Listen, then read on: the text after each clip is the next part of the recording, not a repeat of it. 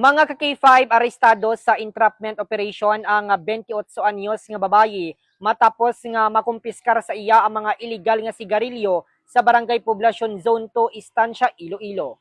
Relax anay, mag-DTX Coffee Mix, nakakape ka na, nakadetox ka pa.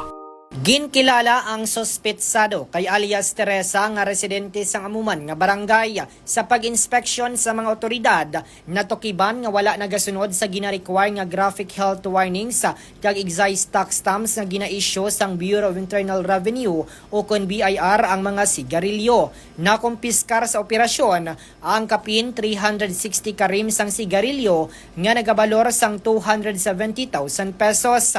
Sa karon ang nadakpan ang magapangatubang sa kaso nga paglapas sa Graphic Health Warnings Law kag National Internal Revenue Code of 1997. Balita nagikan diri sa Quinto Distrito ini si K5 Reggie Plazuela de Mayo para sa kampiyon nga balita, serbisyo publiko kag kalingawan sa Quinto Distrito. K5 News FM. Sa mabatian ko si Doc Ramiloy nga dapat manginom sa D3 Bayo para layo sa trangkaso. Nagbakala ko insigida, kag ako nini ginainom adlaw-adlaw. Sugod sad to, wala na kumayo ginatrangkaso. Salamat sa D3 Bayo.